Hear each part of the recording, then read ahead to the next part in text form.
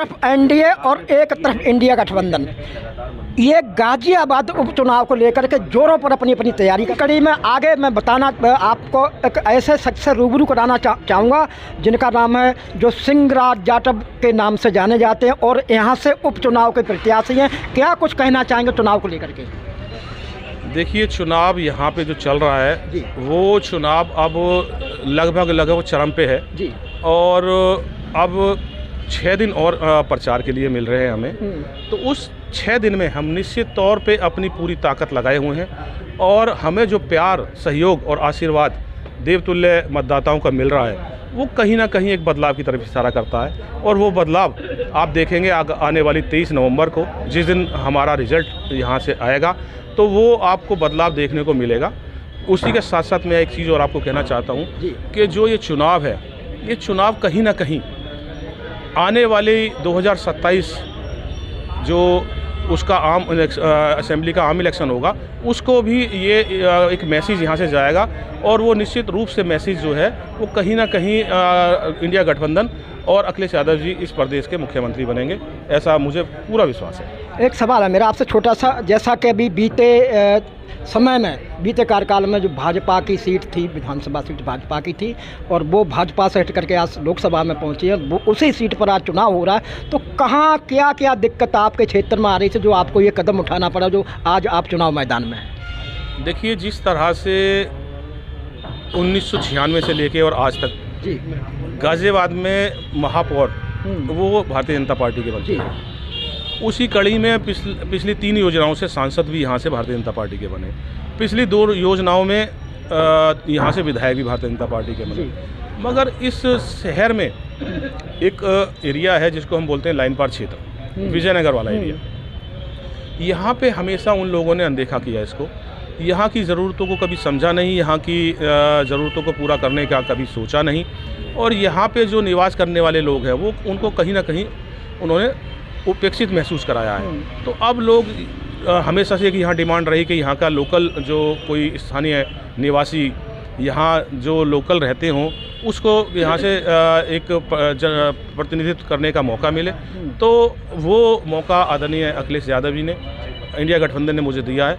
तो निश्चित रूप से अब लोगों में उत्साह है, जोश है। वो चाहते हैं कि उनका पड़ोसी, उनका बेटा, उनका भाई अब इस क्षेत्र से इस विधानसभा के उपचुनाव में है, तो वो मुझे पूरा सहयोग, प्यार और आशीर्वाद अपना दे रहे हैं। अभी अकबरपुर बहरामपुर में मैंने सर्वे किया था तो उसमें सिंहराज जाटव का ही नाम हमने ज़्यादातर सुना है और वो नरकीय जीवन वो क्षेत्र जी रहे हैं आज की डेट में। तो क्या कुछ जैसे मान लो आज आने वाली 23 तारीख को अगर उन्होंने आपको चुन दिया तो आप उनके लिए क्या कुछ कहना चाहें? देखिए, मैं भी अभी अकबरपुर बहरामपुर 2 दिन पहले गया था जी। उसी के साथ साथ बागपू है, ढूंढेड़ा है, खैराती नगर है, शांति नगर है, सैन बिहार है जी। वहाँ की जो हालत है जी, यहाँ तो जो आप खड़े हैं, चूँकि ये विकास प्राधिकरण द्वारा एक डेवलप की गई कॉलोनी है, मगर वहाँ पे क्या है, वो पुराना गांव बहरामपुर बागू, ये पुराने गांव थे, उन्हीं की ज़मीन पे जो है लोगों ने अपने घर बनाए हुए हैं। तो वहाँ पे तो आप देख सकते हैं, ना चलने के लिए सड़क है, ना पीने के लिए पानी है और नालियाँ जो है वो कहीं दिखती नहीं है।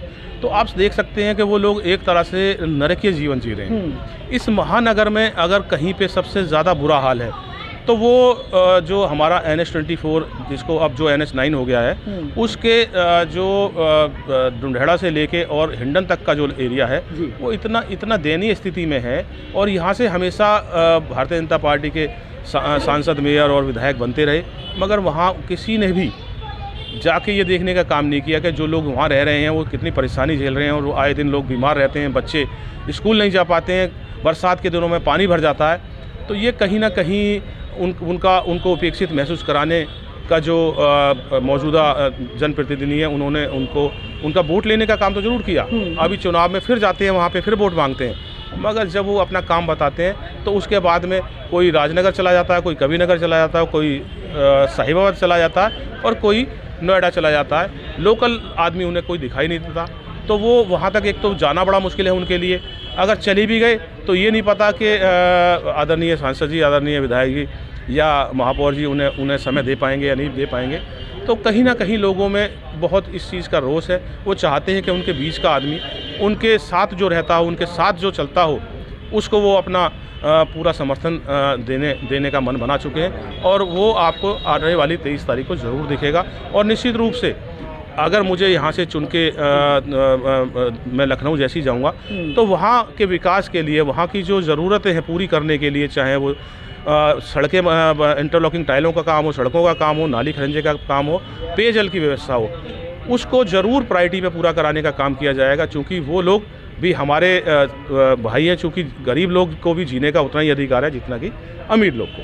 तो ये थे सिंगराज जाटव जी और ये चुनाव प्रत्याशी समाजवादी पार्टी से प्रत्याशी हैं। इनका कहना है कि जो पिछड़े इलाके के लोग हैं, जैसे अकबरपुर, बहरामपुर, बागों, शांतिनगर वगैरह के लोग जो नरकी जीवन जी रहे हैं, अगर ये हमको मौका देते और हमको विधानसभा लखनऊ पहुंचाते हैं, सबसे पहले इनका जो काम रहेगा, जो इनका कहना है, इनका जो कार्य रहेगा, वो सबसे पहले सड़क, इंटरलॉकिंग और पेयजल की व्यवस्था सुचारू रूप से उनको देने का काम रहेगा।